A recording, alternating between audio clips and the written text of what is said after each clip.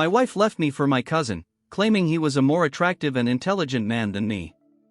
But after marrying him, he revealed that he wasn't always a man. She told me I wasn't good enough. That my cousin was everything I wasn't: more attractive, more intelligent, simply more. I watched her walk away with him, thinking that was rock bottom. I was wrong. The worst was yet to come, and their fate was a justice not even my most vengeful dreams could have conjured. When my wife decided to trade me for my cousin, she spared no details about how he was everything I wasn't. But what she discovered after the wedding was something even I couldn't have imagined. Now, she's trapped in a situation I can only call divine justice. How do you deal with doubts in your marriage? When you know your wife hasn't done anything wrong, but you feel that knot in your stomach telling you something is off? I'm not the type of person to make baseless accusations, and I love my wife. I love Bella more than anything. When I married her, we were both 23, and I truly believed I had found my soulmate. We met in university and, yes, we were young, but from the moment we started dating, I knew she was the woman I would grow old with. I was sure that, over time, we would become even closer. We dated for 3 years, and that belief only grew stronger. Bella was everything I had ever imagined in a woman, everything a partner should be: affectionate, trustworthy, and attentive in a way I had never experienced before. Above all, I felt safe with Bella like I never had with anyone else. It was as if, no matter what happened, no matter what life threw at us, we would be okay because we would face it together. Deciding that I wanted to spend the rest of my life with her was easy. After our wedding, I was happier than ever. I'm the sentimental, passionate type who cherishes every moment of life as a couple. We weren't rich or living a glamorous life. We had a simple wedding and led a modest lifestyle, but we had each other and were building a story we could be proud of. I never doubted that until recently. You could call it the end of the honeymoon phase, or whatever other terms self-help books or advice columns use, but that wasn't it. This wasn't a phase. It all started after a family reunion with my extended family. My parents, my siblings, all my cousins, aunts, uncles, and even my grandfather. Our entire chaotic clan decided it had been too long since we had all been together in one place. So, we chose a long weekend, booked a cabin in the mountains, and spent time together. Bella was excited to go. Before this retreat, she hadn't spent much time with my extended family, but she had always been extremely charming and good with people, as, I suppose, all former sorority members are. I thought she would get along great with everyone. Unfortunately, the retreat wasn't exactly what I'd call a bonding experience for the two of us. My grandfather had recently suffered a serious fall and needed extra care over the weekend. Since it wouldn't be fair to burden his children, who were already dealing with their own health issues, I took on the caregiver role. I'm one of the few relatives who live nearby and visit him regularly, so he felt more comfortable with me. I spent most of the retreat by my grandfather's side, making sure he was comfortable, had everything he needed, and stepping away with him when the noise from the rest of the family became too much for him. We're a loud, lively group when we're together, and although he loves us, he no longer has the energy to be at the center of everything for hours like he used to. I tried to include Bella as much as I could, but she didn't seem very interested. Not that I blamed her. I love my grandfather with all my heart, but even I admitted that sitting quietly away from the rest of the family wasn't exactly the exciting weekend I had promised, right? I saw Bella sitting to the side, either on her phone or chatting with my cousins. That even gave me a little relief. I have some very lively and fun cousins, capable of drawing anyone into a conversation. I'm more reserved and quiet, while Bella is very extroverted. It was natural for her to connect with people more like her. She didn't complain once about me being busy with my grandfather, which I really appreciated, and she managed to entertain herself, even though she was surrounded practically by strangers. I didn't think anything was wrong until we returned home. Things started to change. It wasn't as if a switch was flipped and I suddenly didn't recognize her anymore. Bella was still my Bella. It was just that little things started bothering me. She started working later on some nights, a few times a week, and the time she got home kept getting later and later. She told me work was getting complicated and that it was normal for that time of year, but it didn't make sense to me. I mean, she had been at the same company for 2 years, and this was the first time I'd heard about these extra hours. Still, I trusted my wife and didn't want to jump to conclusions. I tried to be understanding. I kept dinner warm for her and made sure not to touch her phone. She refused to use facial recognition or a fingerprint or anything like that. I normally don't go through her phone, but sometimes if it was nearby, I'd unlock it to check the time or take a quick photo of something, usually of her sleeping in a funny position. I even had the habit of handing her my phone to reply to messages if I was busy. After the retreat, however, she started keeping her phone close at all times and wouldn't even leave the screen facing up. If she placed the phone on the table to eat or something, she'd put it completely out of my line of sight. When I casually mentioned the passcode in conversation, she used the work excuse again, saying she needed to set a passcode to sync her work email. Something she apparently never needed to do before. Undoubtedly, the worst part was how distant she seemed. She was always affectionate and attentive, the kind who would give me a kiss every morning before leaving and hold my hand whenever she could. But now, she barely touched me unless I initiated something. Even in the bedroom, it felt different somehow, empty. I can't explain it, like it was an obligation she needed to fulfill before moving on to more important things. She was doing the bare minimum. I tried so hard to rationalize her behavior. Maybe it was just work stress piling up over time, coinciding with the retreat where I essentially ignored her the entire weekend. But as the weeks went by, that knot in my stomach only got worse. Something was happening. Something worse. I'm not the type to air personal problems, but I confided in one of my closest friends, Jesse. The first thing he said was that she was cheating on me. The moment he said it, it felt like a punch to the gut. I wanted to argue, to defend my wife, but I couldn't. Everything made sense, didn't it? I couldn't just ignore the signs, but I also wasn't ready to believe it until I heard it directly from her. So, I waited for her to come home and confronted her. I tried to stay calm and composed, but the moment I started talking, she was already irritated just hearing my voice. I abandoned all my plans to approach the subject carefully and asked directly. I asked if she was cheating on me. To say she was furious would be an understatement. She was livid, and she made it very clear, probably the whole building heard. At first, she couldn't believe I would even ask something like that. When I explained why, she scolded me for making up lies in my head while she was working herself to exhaustion to give us a good life. I don't know what I was thinking, because when she explained everything, it honestly seemed like a huge mistake on my part. I mean, it was just work stress. She was working for us, for me. I felt so guilty, and I still do. I apologized immediately, sincerely and repeatedly, but she remained so angry. She said I took years of trust and threw it all away at the first sign of trouble. What kind of husband does that? What kind of husband am I if I still have doubts about her, even after she made it clear that everything she does is for us, for me? I don't know how to stop feeling this way, but I don't want to risk losing my wife because I let my thoughts get in the way. Update 1. Listen, I wasn't crazy, I wasn't exaggerating, and I wasn't a bad husband because it didn't take long for the truth to come out.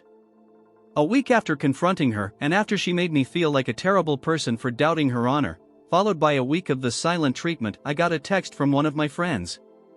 He was at a local club on the other side of town, far from Bella's office, which is where she claimed to be. If I had accepted her offer to track her to prove she wasn't lying, maybe this wouldn't have happened. My friend Danny sent me a long message, basically saying he didn't know how to tell me this, but he had just seen Bella at the club, with another man. My stomach sank, and the only thing I could think of was to ask for proof. Even though I never doubted Danny, I had confronted Bella before, and she had denied everything. So I needed evidence. The photo he sent me was devastating, in more ways than one. First, it was clear that Bella and the other man were in the middle of a passionate makeout session, practically on top of each other on the dance floor, near the bar where my friend was sitting. The second reason was even worse. I recognized the person she was kissing. It was my cousin.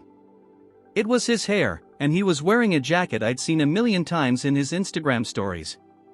It was unmistakably him. Still, I asked Danny for another photo, just to be sure. He sent me a video. And yes, it was him. There was my older cousin clinging to my wife as if she were his life raft, kissing her in the middle of a crowded club as if they didn't have a care in the world.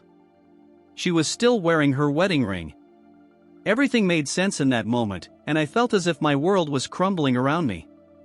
Son, my cousin, was at the retreat, but I hardly saw him because I was busy taking care of my grandfather. I mean, I knew he was there. I'd see him with our other cousins, and obviously, when Bella was with them, he was there too. It wasn't a very big cabin. It never crossed my mind, not even in my worst nightmares, that something like this could be happening behind my back. Yes, I suspected she might be cheating on me, but I never thought she would do it with my cousin. I never thought either of them was capable of something like that. Of course, Son and I aren't the closest. We've had our differences. And sometimes I feel like he craves attention too much, as if he always needs to be the center of it. But seeking attention is light years away from having an affair with my wife. And you know what she said when she got home that night and I showed her the video of the two of them together? No apology. No explanation. She just said, "Yes, you caught me. I'm with Son now."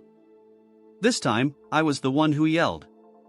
But I wasn't the only one, because even though she wasn't sorry, she was more than willing to blame me for her actions. "Because you ignored me the entire weekend, and Son was there." And I realized, after just one weekend, that I'm much more interested in him. He's more attractive, way more fun, and clearly everyone else prefers him too. He's the obvious winner, the family favorite. Obviously, he's the better choice, and I just wish I had realized it before marrying you. And then she left, throwing it all in my face, saying she was going to his place, that she was going to be with him, like she always should have been. And here I am, writing all this and bracing myself for the inevitable divorce process. Update 2. Here I am with another update. When I got married, I thought it was the happiest day of my life, that I was making a sacred vow.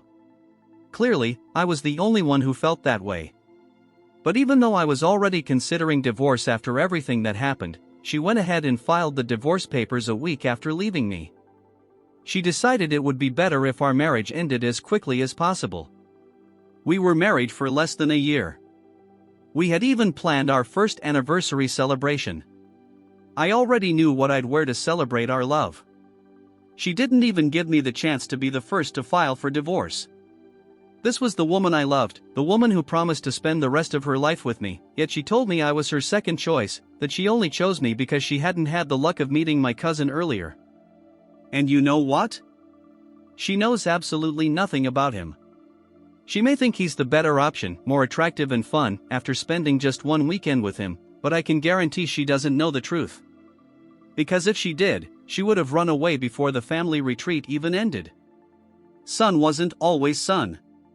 Before, he was Tanya. That's right, my cousin was my cousin Tanya. He decided he wanted to be cousin Son, and that was that. Naturally, the whole family accepted it. We're not the kind of people who reject someone for being a little different. I want to make it clear that this has nothing to do with Son's transition.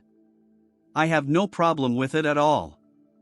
I just think he's a terrible person, and that has nothing to do with his gender. That said, Bella would see it differently. She comes from a small rural town, the kind of place where everyone knows each other, high school sweethearts marry and settle down, and their kids repeat the same cycle. It's classic small-town mentality, and her family's values follow that line. It's not like they're supremacists or anything, but they hold very conservative and traditional views on family roles and, opinions on differences in general. They firmly believe there are only two genders.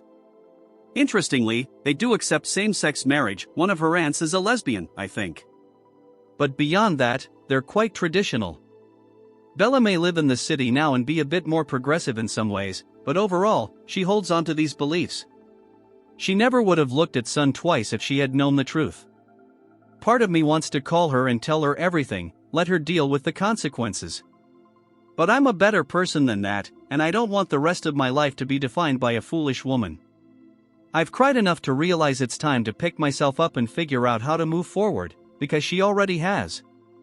The first step was signing the divorce papers. We were married for less than a year and had no shared assets, so it's a straightforward process. Now, all that's left is to wait for the divorce to be finalized, and I'll no longer be married. The next step is to pick myself back up. Update 3. Forget all that talk about moving on or being the bigger person or whatever nonsense I said in my last post about Bella and Son. To hell with them, because that's where they belong. Yes, I said I was moving on, trying to pick myself up. But that's a process, not a switch I can just flip to decide I'm fine, especially not in 4 damn months. That's how long it's been since I signed the divorce papers. And then Son announced his relationship with Bella on Instagram. Naturally, it showed up in my feed because, in the midst of the chaos, I forgot to unfollow him. The post that ended my marriage was a photo of the two of them kissing. Apparently, Son decided to celebrate his new relationship by posting an official couple photo. It was taken in a well-lit, clearly planned location, on top of a hill. She had her arms around his waist and one hand on his face. She's no longer my wife, since the divorce is final, but it still hurts. The wound was fresh, and they poured salt on it without a second thought. I shouldn't have done it, but I sent him a message. I called him horrible and asked how he could be so despicable to his own family. I didn't expect a reply. I don't even know what kind of response I was hoping for. But what I got was a condescending paragraph saying it would have been crueler if she had kept hiding it and that I should see this as a good thing because the truth is always a blessing, no matter how it comes. In that moment, I was so furious I didn't reply. I just blocked both of them on all social media. And I would have left it at that. Really, I would have. But guess what I received today? A wedding invitation. That's right, an invitation to Bella and Son's big day at her aunt's farm. My phone blew up with messages from my other cousins, telling me to check my mail because Bella and Son were engaged and were apparently extending an olive branch to me. Son apparently isn't interested in petty family feuds. He wants to be the mature one. Sure. Fine. He can be whatever he wants. But I'm done. I don't want to take the high road. I don't want to turn the other cheek. I want them to feel worse than I've felt since she left me. It hasn't even been 4 months, and they're already getting married. And I know exactly how to make that happen. After all, as Son said, the truth is always a blessing. Update 4. Since Bella and Son were so in love and couldn't wait, the wedding was scheduled for a month after I received the invitation. It was a rushed affair, obviously, and nothing elegant, just like my own wedding hadn't been. Except this time, instead of bothering with a church, the ceremony was held in Bella's aunt's backyard. A big backyard, of course, but I don't feel guilty thinking it was tacky. I obviously didn't attend the ceremony. I wasn't going to torture myself watching them exchange the same vows Bella and I made just a year ago. We should have been celebrating our first wedding anniversary, but instead, she was at the altar with my cousin. I spent that day drowning in self-pity, and I shouldn't have. I meant it when I said I was tired of being the nice guy. I wasn't going to let that day pass without giving them my blessing. Especially after they sent me a personal invitation. That would have been rude, right? So, I showed up at the reception, right in the middle of it. Clearly, the alcohol was already flowing, but they hadn't cut the cake yet, so I wasn't too late. Most of the people there were from her family. Mine, bless them, mostly decided that while they wouldn't condemn Son, they also wouldn't support what he did to me. I was grateful for that. So, most of my side of the family wasn't there to witness what happened next. I walked straight toward Bella and Son with a pink, blue, and white box in my hand. Obviously, many of her relatives recognized me. The room fell silent as conversation stopped and everyone waited to see what was about to happen. In other situations, I would have felt uncomfortable or embarrassed with so many eyes on me, but not then. Not there. I wanted them to look and listen. From the way Son and Bella reacted when they saw me, it was clear they weren't expecting my presence. Son made that very obvious, but I said I just wanted to give them my blessing and hand them the box. One of Bella's drunk great-uncles commented on how pretty the colors were, which gave me the chance to point out that they represented something, though Son clearly already knew it. Pink, blue, and white, the same colors as the flag hanging in his room. Bella just looked confused, but Son looked like he was about to faint. especially when I handed the box to Bella and asked her to open it. Inside, she found one of those wedding cake toppers, but instead of a bride and groom, it was two women embracing. At that moment, I'm pretty sure Sun was completely frozen. But I simply took the topper from Bella's hand, walked over to the cake, and placed it right on top. Bella went from confusion to anger and asked, "What kind of sick joke is this?" And then came the best part, the reveal. After all, the truth is always a blessing. The moment I told the truth, Sun started sobbing, which was enough to make Bella start begging him to tell her I was lying. Of course, he couldn't do that. But even I was surprised when Bella also started crying. I didn't stick around long, and neither did the rest of my family who were there. From what I gathered, two aunts and their families were present and had no idea what was going on. They left as soon as they found out. It's a shame I'll never know what happened after I left. But honestly, I don't think I care. The truth came out, and in a way, I feel like I've achieved some kind of justice. I'm not even that upset about it. I just know this comment section will be full of people calling me all sorts of things or whatever. I didn't do this to humiliate them. I did it because they deserved it. Update 5. For those asking why Bella never realized what was right under her nose, I don't know what to say. I mean, I wasn't there for their intimate moments, and I clearly don't want to be. Sun underwent gender confirmation surgery, and I don't know how that works. But I suppose there are a few clues about it. Maybe they always did everything in the dark, or maybe Bella is just too naive to notice. As they say, love is blind, and that might be the case here. Maybe they never consummated the marriage, but I doubt that's it. Though there's another possibility, maybe she always knew and was just hoping no one would reveal it to her parents. Either way, what matters here is that Sun is still her husband. Yes, you read that right, still her husband. Because, get this, her family, those super traditional folks with outdated views on almost everything except same-sex marriage, doesn't believe in divorce. Exactly. On top of that, it seems they're the ones paying for Bella's city apartment and her fully equipped truck. So, unless she's willing to give those things up, she'll have to follow their rules, no matter how archaic they are. Legally, she could probably get another annulment, given there are grounds for it. After all, Sun hid something very important. There are precedents where she could obtain an annulment without legal costs.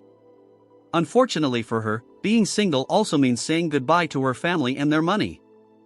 Apparently, money and support are more important to her than being happy. Honestly, her concept of marriage should have been clear after everything she put me through. Speaking of which, part of the reason her family is putting so much pressure on her to stay married is that she was already on thin ice after her divorce from me.